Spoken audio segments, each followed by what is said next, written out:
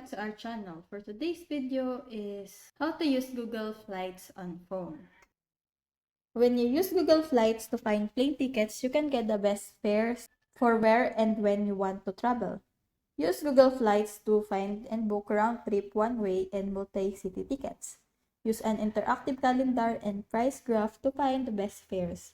Filter your flight search by cabin class, airlines, and number of stops. Google Flights allow you to book flights from more than 300 airline and online travel agency partners. These partnerships have no impact on the ranking of offers suggested to you. So now I'm already here on Google Flights. So at the top, you can choose the number of stops, cabin class, and how many tickets you need.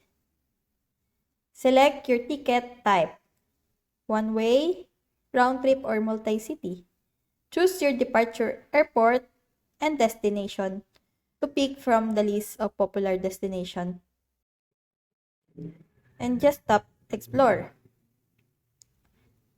You can tap the calendar entry box to select your flight dates. You'll find the lowest total price to fly for each day. It's optional to filter your results.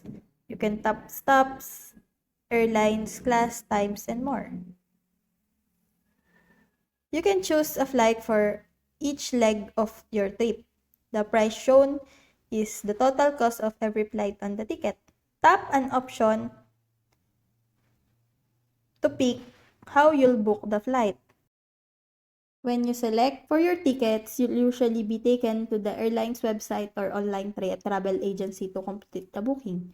If you have the option Book on Google, you can complete the booking transaction with airline or online travel agency without leaving Google.